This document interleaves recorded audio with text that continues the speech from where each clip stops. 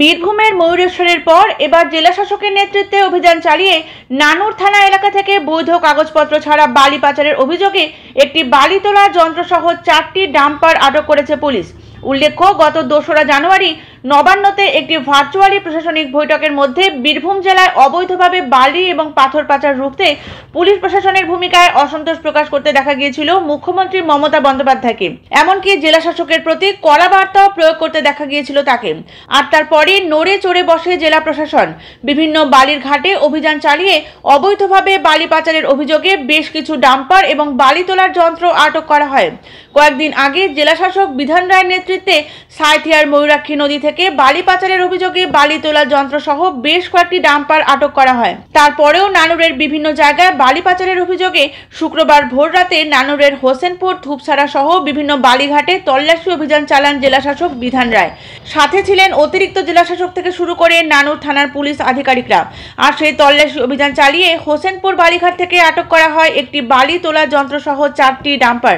এই তল্লাশি অভিযান চালানোর পর শুক্রবার দুপুর নাগাদ নানুরের বালিঘাটগুলোতে দেখা গেল থমথমে পরিবেশ। মুখ্যমন্ত্রী মমতা বন্দ্যোপাধ্যায়ের কড়া বার্তার পর অবৈধভাবে বালি উত্তোলন ও পাচারের বিরুদ্ধে পদক্ষেপ করল বীরভূম জেলা প্রশাসন। অজয় নদী থেকে অবৈধভাবে বালি তোলার সময় আটক করা হয় বেশ কয়েকটি লরি।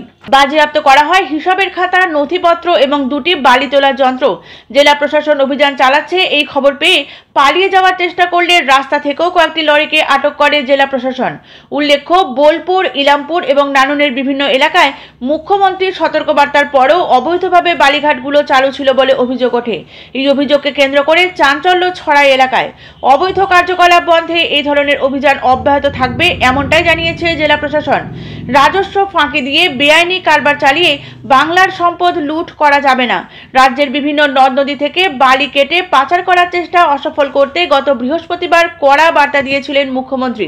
মুখ্যমন্ত্রীর নির্দেশ মেলার পরই প্রশাসন নজর রাখে নানান জায়গায়। বীরভূমের নানুরে অজয় নদীর বুক খালি করে চলছিল প্রকৃতির অমূল্য সম্পদ পাচারের কাজ। বিষয়টি নজরে আসতেই সক্রিয় হয় প্রশাসন। নজরদারি বাড়তেই অজয়, ময়ূরাক্ষী সহ নানা নদ নদীর পাড়ে পুলিশি অভিযান জারি রয়েছে।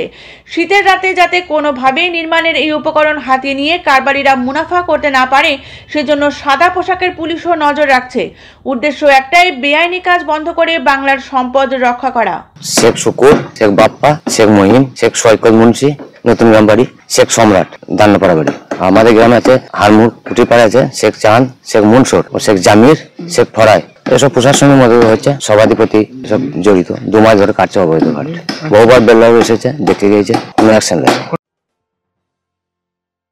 পছন্দসই সেরা খাবার খেতে হলে সোজা চলে আসুন রুচিসম্মত আধুনিক মানের রেস্টুরেন্ট রাজদরবারে। কেননা এখানেই আপনারা পাবেন ভোজনের রাজকীয় অনুভূতি। শুধু পুজোর সময়ই নয়, সারা বছরই রকমারি খাবার সরবরাহ করাই এই রেস্টুরেন্টের আভিজাত্য। আমাদের ঠিকানা রাজদরবার, রাহুতবাড়ি, বাবুপাড়া, জলপাইগুড়ি। ধামাকা ধামাকা ধামাকা!